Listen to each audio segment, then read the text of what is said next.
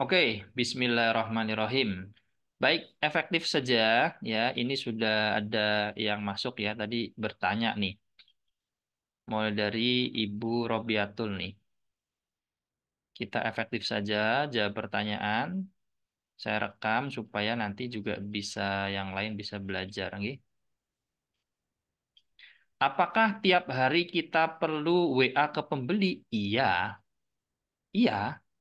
Ya, WA ke pembeli, mengedukasi mereka, membangun interaksi dengan mereka, ya, me, membangun hubungan dengan mereka, mendoakan mereka, menyapa mereka, ya, bisa dengan pesan siaran, ya, bisa sesekali tengoklah dia punya status WA, dipuji, didoakan, disapa, begitu, ya. Saya di HP pribadi saya ini ya lebih nih dari 50.000 nomor WA nih, ya kan? Belum di HP customer service ya, seperti itu. Itulah asetnya, ya. Itu asetnya, aset digitalnya, ya, nomor WA, ya. Maka prinsipnya tidak ada transaksi tanpa interaksi, Bapak Ibu dan teman-teman. Jangan maunya duitnya tok, closing tok harapannya gitu. Tapi interaksinya tidak ada. Nah, kemarin ada yang tanya, bahkan bertanya database itu apa? Database itu kumpul informasi pembeli, mulai nama, nomor WA, syukur-syukur email, syukur-syukur matriks. Saya, kami ya Bapak Ibu tumbuh di industri digital network marketing Bapak Ibu. Ya, jadi eh, waktu itu belum digital ya, sekarang udah digital ya. Paling mudah adalah mengumpulkan nomor telepon. Dulu nomor telepon dari zamannya saya dulu mengumpulkan nomor HP, kemudian ada namanya PIN BB, ya itu database. Sekarang nomor WA. Kalau yang lebih canggih lagi ya kumpulin email, ya kan, matrix pixel gitu. Kalau lebih canggih lagi itu. Nah, saya bertanya ke jenengan, apakah jenengan setiap hari menambah nomor WA tersebut, data tersebut? Ya, sudah berapa banyak nomor WA yang Anda punya saat ini? Kualitasnya bagaimana? Apakah panjenengan yang kenal ke mereka saja? Mereka tidak mengenal panjenengan sebagai pribadi, sebagai personal, ya, sebagai pebisnis, pengusaha, ya, atau juga mengenal secara produk, mengenal secara perusahaan, gitu. Ya, seperti itu harus diperhatikan. Oke. Nah, ada yang kemarin jawab, ya baru nomor WA-nya 200, 200 sudah berapa tahun? Udah puluhan tahun. Anda niat mengembangkan usaha atau enggak gitu. Ya, jadi penting banget ya membangun data. Lihat materi saya tentang bagaimana cara mendapatkan 1.000 database pertama yang berkualitas. Yang berkualitas di sini adalah mereka tahu Anda secara personal dan juga secara usaha. Nah, dan mereka tahu Anda dan Anda juga tahu mereka. Ya. Kenapa bisa gitu? Karena ada interaksi. Oke. Nah, jadi tambah. Bayangkan kalau saya ambil jeleknya gini, minimal ya, 1 hari nambah 3 nomor WA. Ini yang paling bisa ditiru ya. Entah gimana caranya mau japri-japri pertemanan di Facebook, di Instagram, atau keluar rumah, ya, panjenengan kenalan sama orang, minta nomor WA-nya gitu. Kalau sehari 3, 1 bulan berapa? Ya kan, hitung aja sendiri. 1 tahun berapa? Minimal jelek-jeleknya 1 tahun itu panjangan nambah 1.000 sampai 2.000 lah. 1.000 lah nomor WA. 5 tahun sudah 5.000 tuh. 5.000 orang yang mengenal produk Anda. Konversinya anggaplah 10% jelek-jeleknya. Kalau bahasa kasar, bodoh-bodohnya lah. Ya kan, berarti berapa tuh? Ada 50 pelanggan. Kalau panjangan jualannya produk yang repeat order. Produk repeat order itu artinya produk sekali habis pakai. Seperti salah satu produk saya adalah kami produk sabun. Sabun setiap orang beli, Bapak Ibu. Setiap orang setiap bulan butuh daily ya. Itu produk evergreen. Artinya setiap itu produk habis pakai. Jadi jangan heran ya dengan database yang banyak, interaksi yang bagus, tiap hari terjadi transaksi. Ya, kenapa? Karena membangun interaksi. Produknya juga produk repeat order. Ya, kalau jualannya maaf jualan panci, ya kan? Kan nunggu pancinya rusak baru beli. Oke. Jadi kembali lagi, apakah tiap hari? Iya, tiap hari. Ya, bisa pesan siaran, bisa bangun interaksi lah. Kemudian bawahnya yang sering terjadi itu habis gabung. Nah, ini networking juga ya. mereka terkendala nggak bisa memasarkan. Ya, langkah awalnya pasarkan dulu, juali dulu ke diri mereka sendiri. Semua pebisnis sukses, mereka adalah pemakai produk atas produk bisnisnya sendiri. Ya, nah jadi jual ke diri. Itu lingkungan terkecil dulu ya, sekeluarga, se RT, teman teman SMA, ya dari lingkungan terkecil itu harus pandai-pandai menggali kalau di industri networking ya, harus pandai-pandai menggali itu daftar nama namanya aset itu. Kemudian menemukan kendala, ya mereka malas ya karena hot buttonnya tidak tidak apa namanya tidak ketemu. Orang bergerak itu kenapa? Banyak mungkin faktor uang, faktor penghargaan, faktor keterdesakan masalah ekonomi apapun itu dicari dulu ya. Nah, strong way dulu, baru how to-nya kemudian. Strong way itu alasan kuat kenapa orang itu harus melakukan. Maka kan sering saya katakan, jangan jadi orang semangat. Orang semangat itu ya bisa memulai bertindak, tetapi mereka sering sekali tidak sampai pada tujuan. Yang membuat orang sampai pada tujuan adalah apa sih apa yang dibangun ketika orang itu semangat? Kebiasaan cara berpikir apa yang dia bangun ketika dia semangat. Makanya, makanya. Oleh sebab itu, Bapak Ibu, saya tuh tidak terlalu terpukau dengan orang yang semangat. Karena orang semangat ya sering nggak sampai pada tujuan, ya. Tapi ya, kalau dia sadar bahwa di dalam semangatnya dia harus membentuk sebuah karakter, cara berpikir ya. Kemudian keluarannya berupa tindakan-tindakan real nyata yang akan dilakukan secara istiqomah, itu ngeri banget itu. Oke. Nah, gimana caranya ya seperti itu. Oke ya. Nah, lanjut. Kemudian bertanya juga, wirid cepat dagangan laris. Ya, ikhtiar lahirnya dijalankan juga ya. Ya, pelayanan aja perhatikan, produk packagingnya perhatikan, balas cepat ya dan sebagainya faktor-faktor yang bisa kita maksimalkan. Ikhtiar batinnya apa? Ya, kalau dagang diajar oleh guru-guru kami diijazahkan apa? Yakni ya sholatnya dijaga, ya berjamaah tepat waktu, zikirnya, kemudian baca surat Al-Ikhlas ya mulai dari awal buka dagangan kalau pakai handphone ya ketika sudah buka handphone, buka laptop atau buka lapak, buka warung, baca high class minimal 100 kali. Dan 100 kali ini ya jangan dijadikan oh ya sudah 100 cukup bukan begitu ya. Tapi panjenengan harus paham esensinya ya. Ya, jadi baca 100 kali itu bukan ngomong 100 kali sudah enggak begitu. Jangan gagal paham perihal amalan doa zikir ya. Hakikatnya harus masuk, esensinya harus dipahami. Orang-orang zaman dulu amalannya doanya cuma bismillah, alhamdulillah inilah. Tapi ketika membaca bismillah ya, saya ceritakan bahwa saya pernah diijazahkan oleh seorang guru, oleh seorang kiai, ya, agar memperbaiki bacaan Bismillahirrahmanirrahim. Dan beliau mengatakan bukan sebulan 2 bulan terasa, tapi setahun 2 tahun. Hanya Bismillah loh. Bacaan Bismillahirrahmanirrahim luar biasa. Ya, seperti itu. Karena Allah yang maha memberi rezeki. Oke. Kemudian ada pertanyaan lagi, ayat 1000 dinar itu bagusnya. Semua bacaan itu bagus. Kembali lagi, bagaimana kita mengamalkannya? Apakah penuh dengan rasa syukur makmur berlimpah? Apakah muncul vibrasi kekurangan, ketidakmampuan, kemiskinan? Itu yang penting. Vibrasinya, esensinya, hakikatnya itu yang harus masuk. Oke, lanjut ya. Beralih ke Pak Indra. Untuk melakukan pipa di offline kadang sulit closing di harga. Banyak sekali strategi untuk harga. Ya, kenapa mereka sulit closing? Pertama perlu dipahami begini. Ini berdasarkan pengalamannya.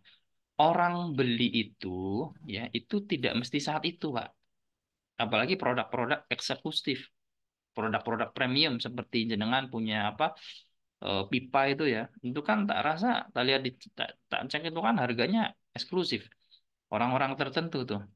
Pahami ya, jenengan ketemu dengan si A ini sedang fokus pada marketing, artinya mengedukasi mereka dulu. Jadi seringnya orang beli itu tidak saat itu, tetapi beberapa waktu ke depan. Ya, pertanyaannya adalah bagaimana kita bisa mengikat mereka secara emosional. Nah, jangan emosional ketika orang dijelaskan saat itu ya harus beli saat itu, tidak, apalagi produk eksklusif seperti jenengan gitu. Nah, kemudian strategi memasuki pikiran bawah sadar mereka, ya gali dulu orang itu kesukaan rokoknya. Ini ngomong rokok misalkan ya, atau saya baca-baca umum aja gini. Orang itu akan bergerak kenapa? Dengan pertanyaan sederhana, misalkan perihal rokok ini daya pipa ya. Tanya, kira-kira pipa nih, kalau ngerokok pakai pipa, Pak. Pengennya jenengan itu pipa yang kayak apa? Yang bagus lah, yang kualitasnya bagus ya. Kemudian juga yang enak dibawa kemana-mana, ya kan. Kemudian yang bisa bikin percaya diri. Padahal harus teliti telinganya tuh, ya kan. Oh ya, mau yang bagus, harganya ya kualitasnya bagus, mudah dibawa kemana-mana, ya dan bikin dia itu merasa lebih pede. Nah, maka masuklah sugesti di situ. Nah, cocok Pak, kebetulan pipa rokok ini harganya eksklusif. Tidak sembarangan orang nih Pak, ya punya seperti ini. Ya, mudah dibawa kemana-mana dan rasanya itu, feel-nya itu, tesnya keren banget nih, dapat banget nih Pak. Ya, Bapak Pak ngerokok pakai pipa ini akan lebih gaya, lebih pede, lebih dihargai, karismanya keluar gitu. Ingat bahwa closing itu sebagian besar itu emosional, bukan rasional, Pak. Oke. Nah, jadi mematchingkan antara value, benefit, kelebihan dari produknya jenengan ke harapannya si customer tadi itu. Nah, maka kan dikatakan garis besarnya sebagai seorang marketing itu kita lebih banyak bertanya dan mendengarkan. Nah, ketika bertanya, ketika mendengar, kita jeli orang itu pengennya apa. Contoh, saya jualan sabun, Pak, salah satu produk sabun. Saya bahasakan itu di offline dan di online. Ya sederhana. Kalau tentang wajah nih, kira-kira ibu atau kakak maunya yang gimana sih? Ya aku pengen tuh produk ya sabun ya untuk wajah itu supaya wajah itu kelihatan lebih seger ya. Kemudian wajahnya itu kelihatan lebih glowing, lebih kinclong itu. Tidak ada kata cantik di situ. Jadi ketika saya menggunakan, oh cocok kak, kakak pakai ini nanti wajahnya jadi cantik, jadi bersih kayak artis Korea. Enggak matching karena dia harapannya pengen apa tadi glowing, mulus, kelihatan lebih muda gitu. Setiap bahasa, setiap kata-kata dalam promosi online itu disesuaikan dengan target market. Maka dikatakan fix bahwasanya target market itu lebih penting daripada copywriting. Itu namanya customer centric ya. Jadi kita memperhatikan tingkah laku, behavior dan cara cara berpikir, konstruksi berpikirnya si customer kita. Barulah produk kita dimatchingkan dengan mereka sebagai solusi atas keinginan atau kebutuhannya. Begitu ya konsepnya begitu. Kita sering menawarkan dagangan, saya ada minat tapi uang sering minta tempo. Nah, saya hanya ingin katakan gini, banyak usaha yang KO karena modelnya model tempo, pembayaran tempo. Janganlah. Kecuali panjangan punya punya satu sistem ya, yang dimana orang kan gini. Saya pernah nangani sahabat. Ya dia jualan produk kayak panci gitu, dia punya tim waktu itu ke Nusa Tenggara Timur. Nah, tapi dia pinter nih, bahwa orang itu pembayarannya tempo ya. Bahwa customer itu ya, dia akan bayar paling tidak 2 sampai 3 kali. Jadi dia krit bagaimana ya bisa dalam transaksi pertama dan kedua dia sudah mendapatkan profit minimal 30%. Dengan asumsi nanti dia yang ketiga tuh dia mau tagihan ketiga ya, dia mau bayar silahkan, mau enggak juga nggak masalah ya kan. Yang penting dua transaksi di awal dia udah dapat duit, udah dapat profit, udah mengcover tuh untuk operasional, profit dan sebagainya. Begitu itu juga harus diperhatikan. Oke, ya silahkan satu pertanyaan lagi ya. Ini sudah mau habis.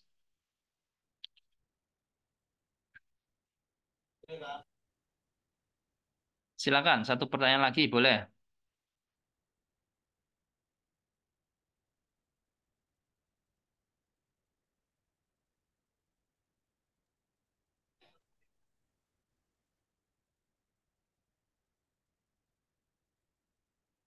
Oke, kalau tidak ada, saya ingin sampaikan ya dari materi yang sudah disampaikan Bapak Ibu ya. Tat mau tanya Tat. Ya apa ya? Yang mana nih? Yang mana nih? Kalau untuk Yang mana nih? Yang mana ya? tambah teman, Ini dong, Indra, Indra, mukanya Indra. kelihatan. Bentar, bentar. Oke, Pak Indra. Gimana Pak Indra? Itu kalau untuk menambah pertemanan, kalau di TikTok itu kan banyak penjual pipa juga. Mm-mm. Kalau ditambah teman, terus di like itu saling nge-like, tidak apa-apa. Tat. Di TikTok ya, nggak apa-apa. Nah, mereka kan perhatikan, hampir sama pola kan di Instagram. Mereka pasti punya follower. Nah, pelan-pelan nanti panjenengan follow juga tuh, bangun interaksi dengan mereka tuh. Gini-gini, saya sederhana yang ketika dulu saya main Instagram pertama, ya.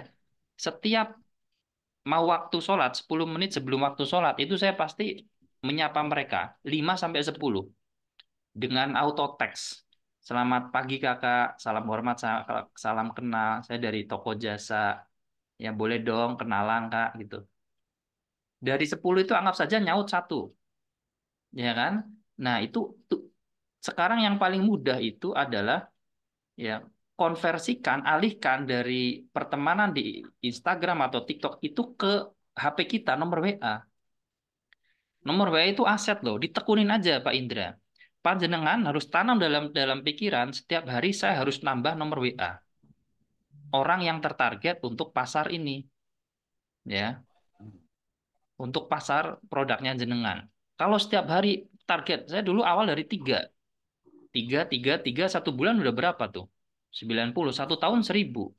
Jadi jangan kaget kalau dalam satu tahun punya konversi 10% aja dari 1000, kita punya 100 pelanggan produk kita. Ya, jadi kenapa orang kesel ya, tidak closing karena populasinya tidak banyak ya. Ya, mungkin jenengan pernah membaca buku ya tentang hukum rata-rata, hukum Pareto. Jualan itu tentang penuhi saja populasinya Pak Indra. Nah, berkaitan dengan tadi, jangan cuma like-like doang, komen doang, tetapi panjangan punya target ya. Lagi santai-santai sambil ngopi sambil ngerokok, chat mereka, dapatkan nomor WA mereka. Bangun interaksi Hmm. yang bagus. Interaksi pasti ada transaksi. Itu bisa diterima ya Pak Indra? Kalau untuk, ya, Tat.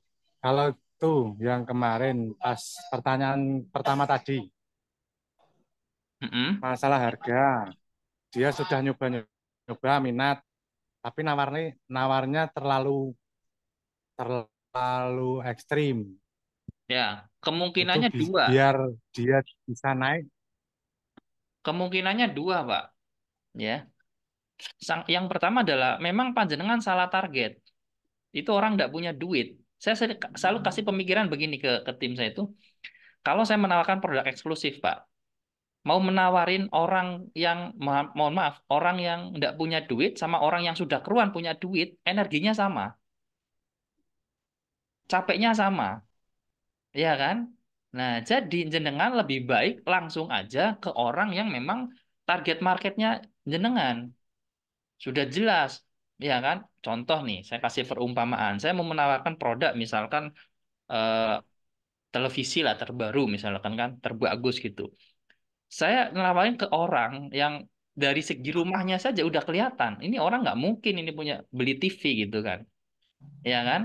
Tapi kalau saya ke gedung rumah yang di komplek-komplek komplek-komplek orang-orang elit ya kan kan sudah menang duluan saya artinya kemungkinan besar itu mereka akan beli kenapa ini masuk di kantongnya mereka mereka target marketnya pas gitu bisa diterima ya Pak Indra ya nah itu juga Ya, harus ya. harus diperhatikan ya satu nah jadi pahami target marketnya jangan ngomong sama orang yang tidak punya duit sama yang punya duit energinya sama jadi jangan habis waktu di sana. Bahkan dalam ilmu lebih tinggi lagi harus pakai timekeeper, ya. Tapi Position. kalau orang berduit tapi pelit tuh gimana, Tat? Nah, sekali lagi, Pak. Ini saya jawab pakai ilmu vibrasi ya.